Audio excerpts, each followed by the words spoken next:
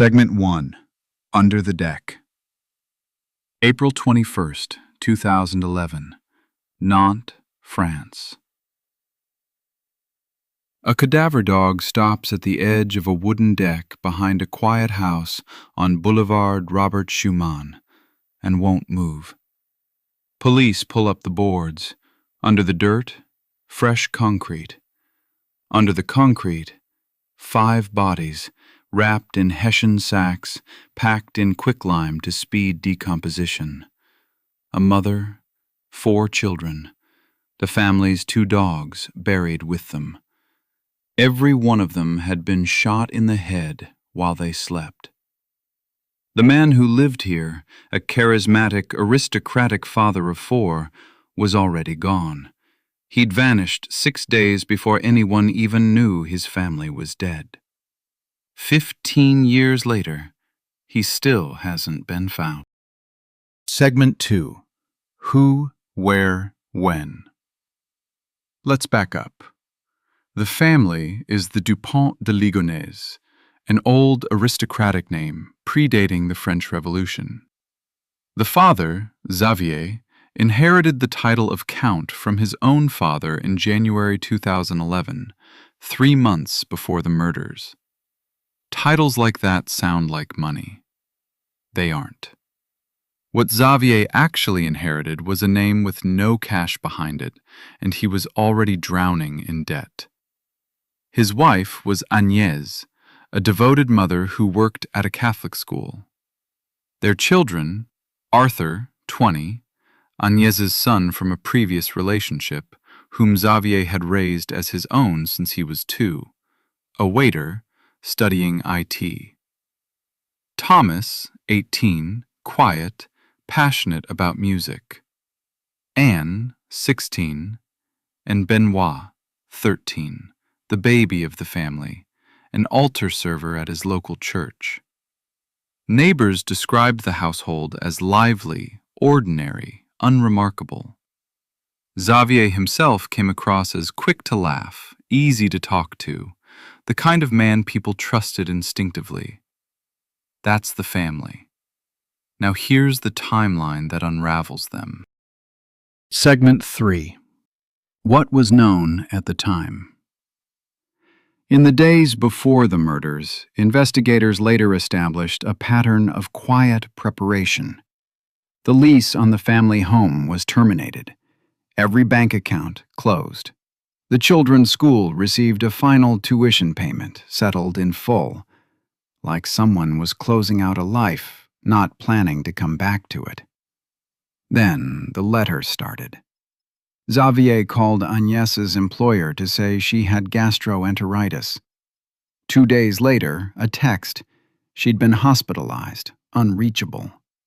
A week after that, a resignation letter arrived in her name, explaining the family was relocating to Australia.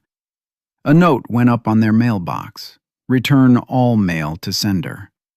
Meanwhile, receipts show Xavier had purchased cement, a shovel, a hoe, and rifle bullets on March 12th for a .22 rifle he'd recently inherited.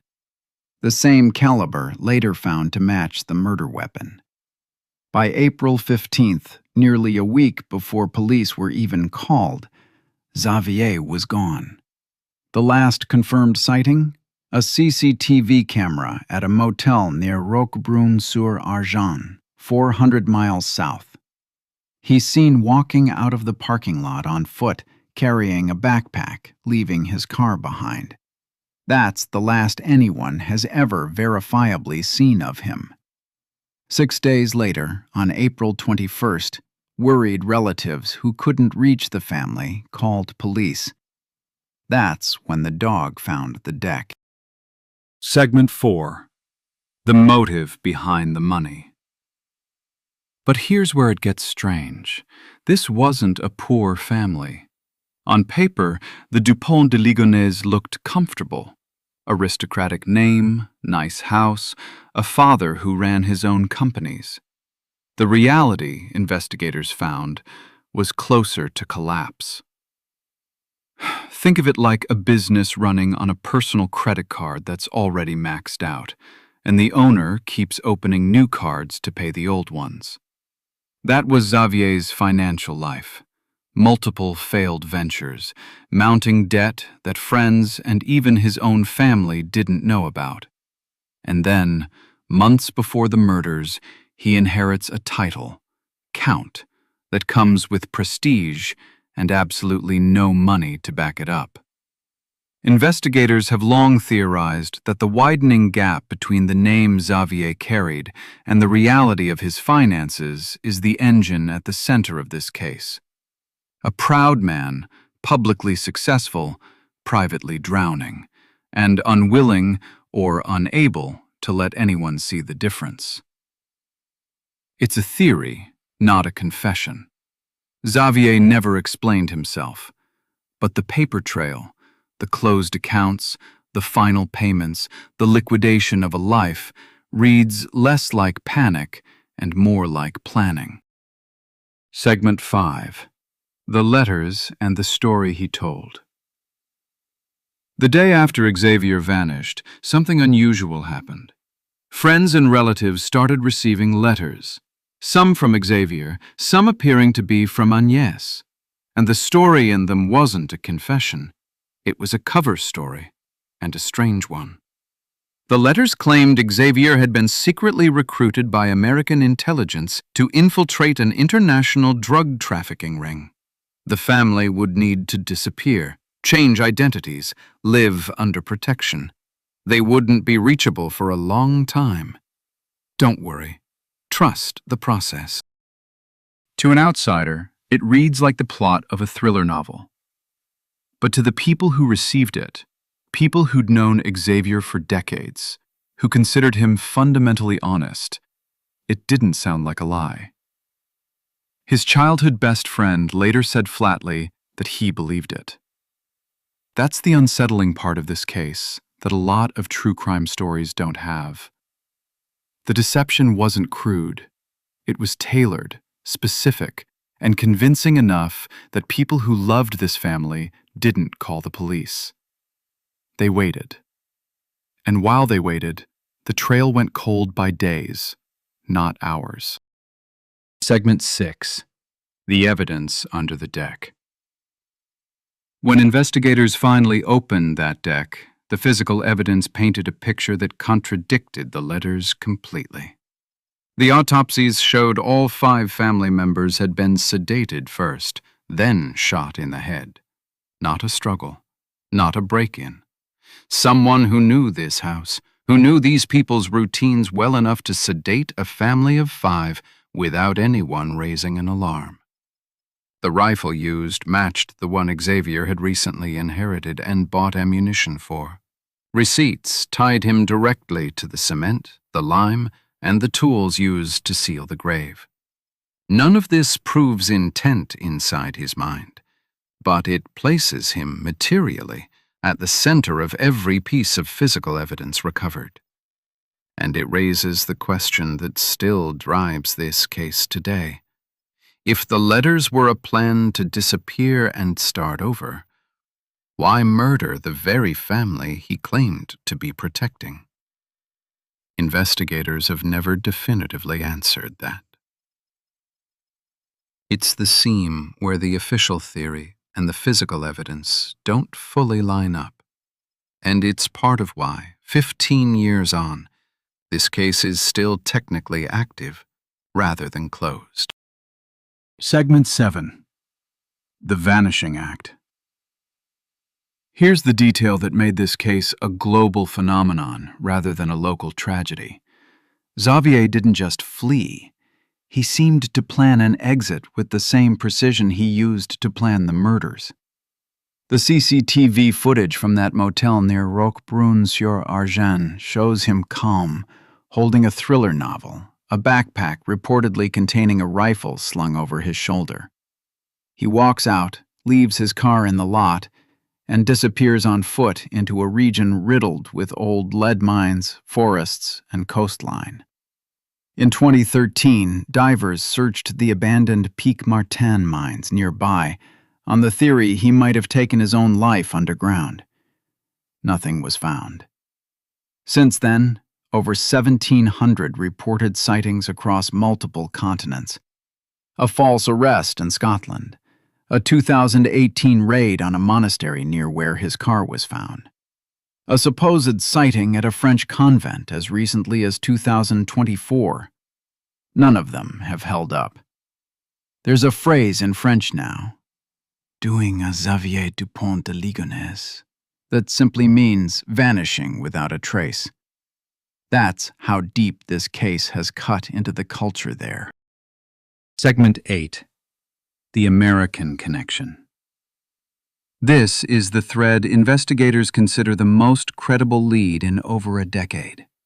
Before the murders, Xavier made multiple documented visits to Alpine, Texas, and reportedly called it one of his favorite places on Earth. He'd also incorporated a company in Florida through a U.S.-based advisor who specialized in helping foreigners open untraceable bank accounts, the kind that let you withdraw money anywhere without leaving a paper trail. In other words, the United States wasn't a wild theory. It was a place he already had infrastructure in. In March 2026, the Brewster County Sheriff's Office in Texas, the county containing Alpine, went public with an appeal for information tied to a reported 2020 sighting of a man matching Xavier's description in the south of the county, walking with a black Labrador. It hadn't been confirmed, but paired with his prior ties to that exact area, investigators say it carries more analytical weight than almost any lead since 2011. Segment 9. The account that wouldn't go quiet.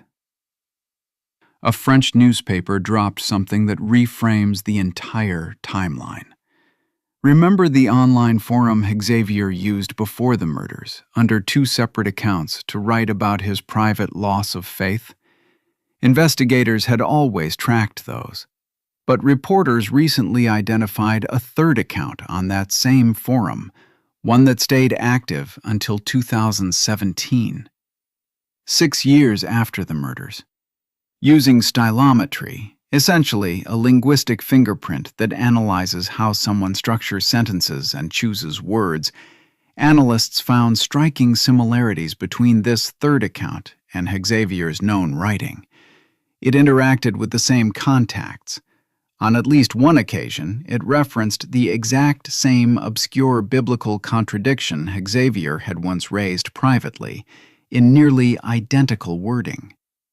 If that account really is him, it means Xavier didn't just vanish in April of 2011. He kept living, kept writing, kept being a person with opinions and habits for years afterward, while the world searched a mountain of false leads for a ghost. Segment 10. Unresolved Questions and Closing. So where does that leave things in 2026? Legally, unresolved. Xavier Dupont de Ligonnès has never been tried, never convicted. He remains the prime suspect, according to investigators, not a confirmed killer in the eyes of the law. He's the subject of an active Interpol notice. His own sister continues to publicly maintain his innocence, telling reporters she believes the family is alive somewhere, in hiding, victims of a conspiracy rather than a crime. Prosecutors in Nantes have been openly skeptical of that theory.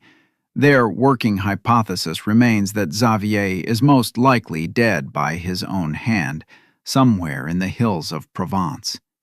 Neither has ever been proven. What we do know, without dispute, is this. Agnès Dupont de Ligonnès and her children, Arthur, Thomas, Anne, and Benoit, were murdered in their own home by someone who knew them intimately. Whatever happened to Xavier, capture, suicide, or a quiet life somewhere under another name, it doesn't undo that.